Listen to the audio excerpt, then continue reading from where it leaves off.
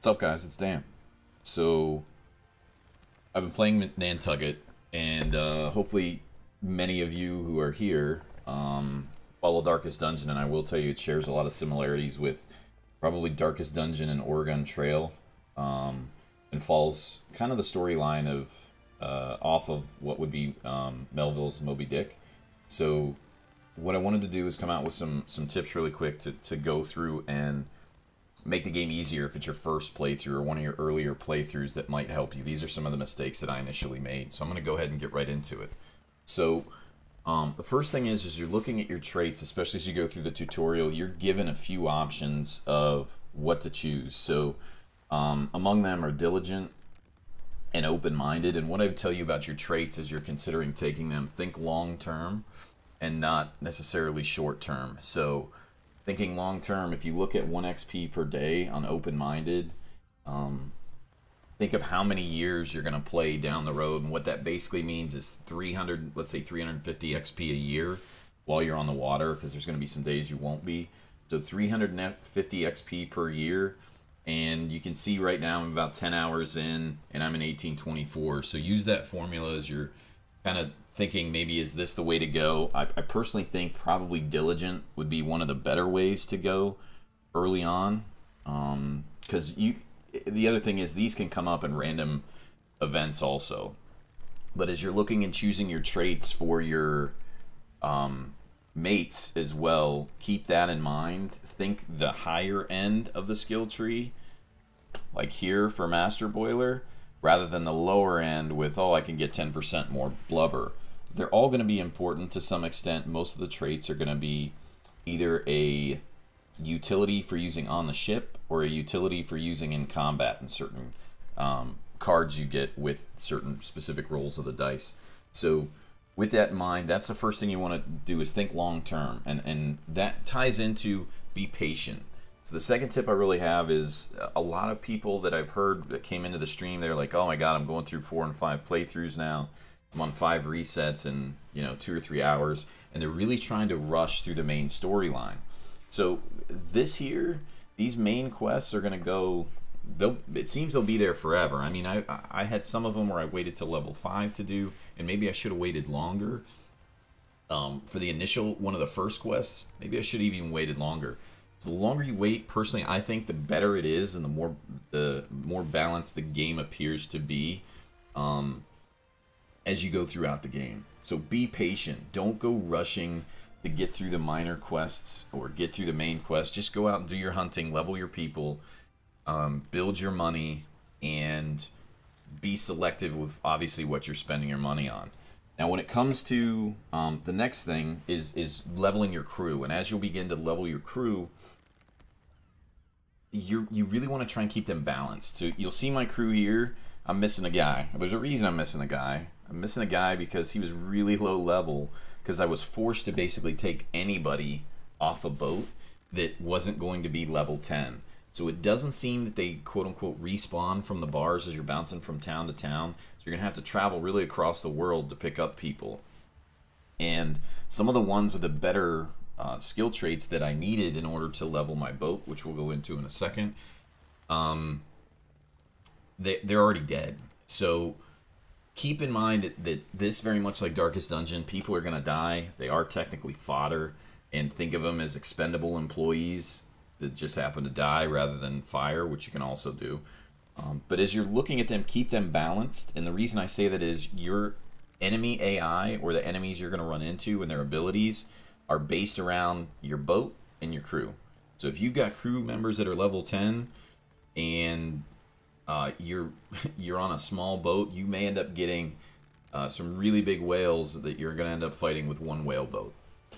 So keep that in mind. Keep your crew low level and balanced early on in the game, and as you begin to progress, just be selective about who you're replacing if they are higher level. And really the next one that we'll talk about is the crew skills and how they're vital to your upgrades. So if we look at, let me drop back into town real quick. So I'll go back into Nantucket, and as you go to the ship right here and you're looking, let's take this. So a man has to have the captain's cabin skill in order to research this technology called Ledger. in order to get this technology and be able to eligible to build certain structures. So as you look through, for example, the stoves, if we wanted to put a stove on a boat, or buy a boat that had stoves, we have to research that technology first. So it requires that a man has to have the caboose skill. So as you're leveling your crew, every so often take a look at where the ship upgrades are. You can see this one requires stoves. I can't buy this. I can't buy it because I don't meet the requirements. So you have to make sure that that technology is at least a poor level in order to get that ship. So for this one, it required surgical bay. My first healer did not have surgical, sick bay skill. He didn't have that. So there was no way for me to upgrade until I went to another town and essentially replaced him. So if you don't want to replace your guys early on and you want to keep them and kind of mold them from a cabin boy into who you want, that's going to have to be one of their first skills if you want to get that boat. So keep an eye on the boats early on in the game. That'll begin to tell you what skills you're going to need to research as you're developing your crew that is on your initial boat. The fourth thing is really basic. So as you're beginning to prepare, one of the first mistakes that a few people told me about in chat is they said, well, I buy a ton of food and then I go out and I realized I was buying too much food, which is $40 a barrel here. And then I was going out and I was killing whales and they were giving me food either way. So when you're in hunting season, don't buy a lot of food. There's no reason for that. And then the next tip that goes along with that, as you're beginning to collect blubber, you're going to run out. Your initial ship is not going to have a lot of cargo space. So as you run out of cargo space, don't forget the water's only worth $2. So dump that where you can.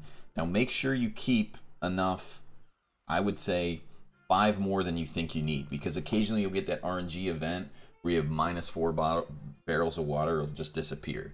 So don't dump your water completely, but remember that it's only $2, so that's one of the first things you can dump if you brought access.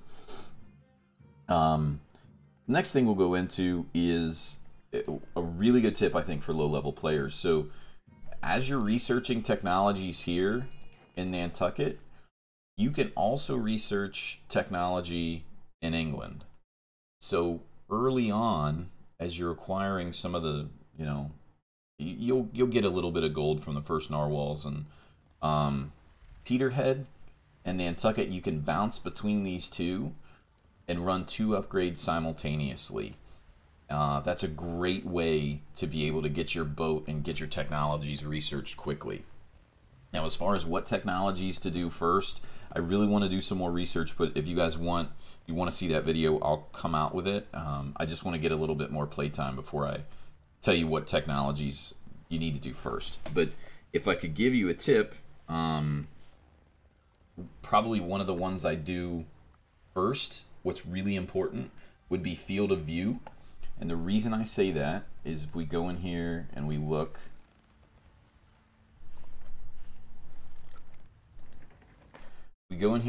at field of view,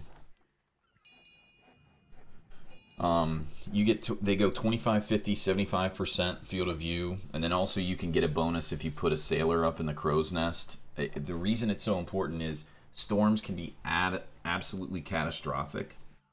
They can kill one, if not multiple members of your crew. They can crush your boat. So please make sure that that's one of the first research technologies you really invest in. I'm not going to say it has to be the first, because I think harpoons are definitely worthwhile initially, but that kind of, that's not as vital as you begin to level your guys. So just keep that in mind. The more field of view you have, the easier it's going to be for you to spot whales, and the easier it is for you to be able to avoid some of those storms, because sometimes they come up out of nowhere, and if you turn on a dime, you'll avoid running into them.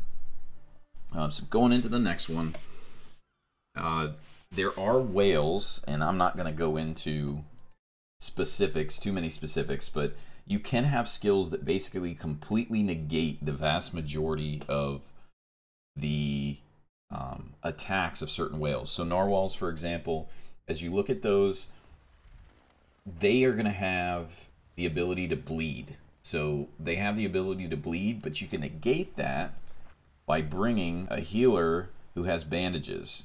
So everybody on that whaleboat, they're not going to bleed them, and that's the most of the attacks of at least the younger ones. Now, when you get to the older ones, excuse me, they'll dive and then they can ambush, which will wreck your crew. It's a huge attack. So you have to change your strategy from like turn elimination, which we would typically do in Darkest Dungeon, to instead focusing down the bigger narwhal, because the other ones aren't going to be able to hurt you either way. The same thing kind of goes in with bowheads. Bowheads like to knock people off boats, but if you get a crew member like this that has perfect balance, characters on his whaleboat cannot be thrown overboard. So if you have those types of, let's say you had 2 sailors with that, they're basically immune to the vast majority of the attacks, and those are great ones to farm. So as you go through the game, keep in mind for certain skills that you see that the animal's using, and you can kind of offset that.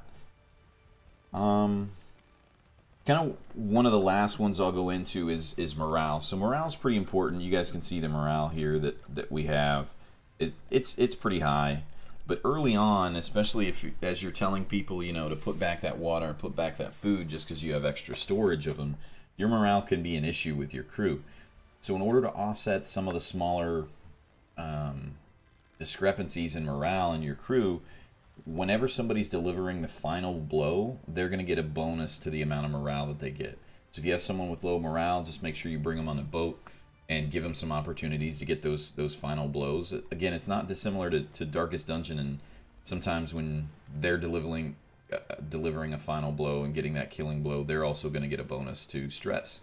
So so that's it, guys. That's 10 tips. I wanted to keep it around 10-11 minutes, so I ran a little long, but thanks for watching. If you want to see more, put in the comments what you want to see. I will be doing probably a Let's Play, as I won't be streaming very often over the next couple months.